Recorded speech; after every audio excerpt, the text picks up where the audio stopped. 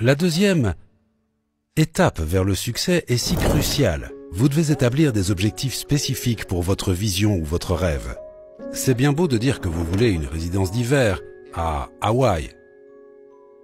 Mais ça ne suffit pas. Ça doit être mesurable. Ça doit exister dans le temps et l'espace. Combien et pour quand? Vous devez avoir un objectif mesurable pour chaque partie de votre vision et je pense que vous devez avoir au moins 101 objectifs. Allez-y à fond. John Goddard, dont nous avons parlé dans notre premier livre, lorsqu'il avait 15 ans, il a établi une liste de 127 objectifs qu'il voulait atteindre. Il était assis dans la salle à manger avec son père et plein de gens importants venaient dîner, des gens très riches de la ville, et il les écoutait parler à son père qui était un homme d'affaires prospère. Il disait des choses comme « J'aurais aimé voyager autour du monde avant de commencer mon entreprise, car maintenant c'est trop tard » ou « Je regrette de ne pas avoir passé plus de temps avec mes enfants » ou « J'aurais aimé lire l'encyclopédie ou apprendre la musique, à jouer d'un instrument ». Et il s'est dit « Je veux pas vivre ma vie et arriver à 50 ou 60 ans en me disant « J'aurais aimé » ou vivre sur ce que l'un de mes amis appelle l'île des un jour. Un jour je ferai ceci, un jour je ferai cela et rien n'arrive. Alors il a fait une liste de 127 objectifs. Ce n'étaient pas des objectifs mineurs, c'était des choses comme visiter la grande pyramide en Égypte, visiter la grande muraille de Chine, visiter le Vatican, rencontrer le pape, apprendre 3 langues, lire l'encyclopédie, tirer avec un long fusil sur une bougie à 30 mètres de distance, piloter un avion, apprendre à manœuvrer un bateau, apprendre à taper 150 mots par minute, toutes sortes de choses. Et il a atteint 115 de ses 127 objectifs. Donc chaque matin il se réveille et il sait exactement vers quoi il travaille. Il a un plan pour sa vie. Et vous, avez-vous un plan pour votre vie? Et si ce n'est pas le cas, pourquoi? Regardons cette idée de précision pendant un instant. Comme par exemple une maison d'hiver à Hawaï. Très bien. Mais si je dis je posséderai un appartement de 2 chambres en bord de mer sur la côte ouest de Maui, Hawaï, d'ici le 1er juin 2027. Ça semble plus clair? Oui. Et tant que vous n'aurez pas atteint ce niveau de précision, la partie créative de votre cerveau ne s'activera pas pour vous aider à y arriver. Et c'est pourquoi beaucoup de gens n'atteignent jamais leurs rêves, ils ne les rendent pas assez précis. Il faut entrer dans les détails, à la virgule près. Je veux m'amuser davantage. Que signifie cela? Mais si je dis je vais écouter des comédies 2 fois par semaine pendant 1 heure, vous allez probablement plus vous amuser, alors rendez-le spécifique, rendez-le concret.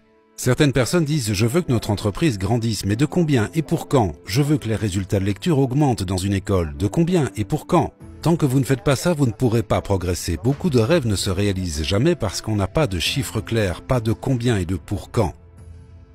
Une autre chose à faire est de décomposer vos objectifs. Disons que je veux aller à l'université et obtenir un doctorat. Mon Dieu, je ne suis encore qu'un lycéen. Au tout début, ça peut être un peu écrasant, mais si on le décompose en petites étapes. Et la prochaine étape serait de terminer le cours de mathématiques, obtenir un A dans cette matière, demander une brochure dans une université, obtenir un catalogue. Choisir plusieurs universités auxquelles je veux postuler. Vous continuez de diviser en petites étapes. Ensuite, vous trouvez comment accomplir chaque étape et vous mettez une date pour chaque étape. Puis vous commencez à exécuter le plan. Quelqu'un a dit si tu échoues à planifier, tu planifies d'échouer. Ça fait sens? Ouais, absolument.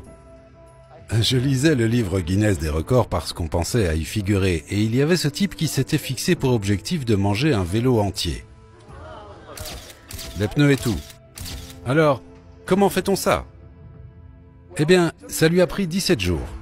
Mais ce qu'il a fait, c'est qu'il a découpé le vélo en morceaux, puis il les a fondus en petits morceaux avalables et il les a mangés. Donc l'idée est la suivante, tout peut être fait si vous le décomposez en petites étapes, ça fait sens? Alors ne laissez pas la grandeur d'un objectif vous écraser. Et finalement, quel est le but de tout ça? Le but de tout cela n'est pas d'obtenir le $1 000 000, la Rolls-Royce, le livre best-seller, tout ça c'est bien. Mais ce n'est pas le résultat qui compte, c'est la personne que vous devenez en atteignant ce résultat. Jim Rohn disait « Fixez-vous un objectif si grand que dans le processus de l'atteindre, vous devenez quelqu'un qui vaut la peine d'exister.